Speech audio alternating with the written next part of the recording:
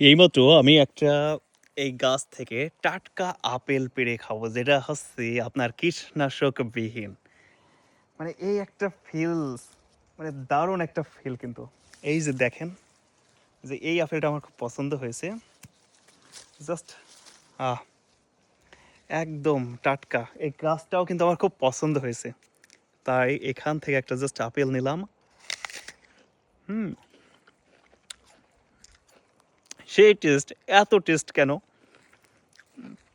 দারুণ, অসম্ভব দারুণ রকম টেস্ট।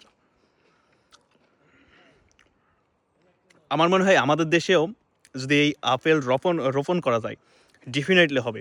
কেননা এই পাহাড়ের ভেতর যদি এত সুন্দর টেস্টের টেস্টের ফল হয়, তাহলে কেন আমাদের দেশে হবে না? দেখেন, আপনি যদি লক্ষ্য করেন, পুরো চারিদিকটা কিন্তু পাহাড়। এই জায়গাটা মাঝখানটাতে একটুখানি একটা জায়গা, আপনি দেখুন চারিদিকটা জঙ্গল। আবার ওই সাইডটাতে আরেকজনের আপেল গাছ।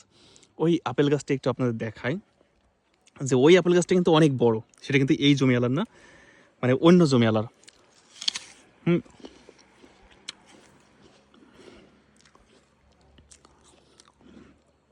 ওইটা অন্য জমিওয়ালার।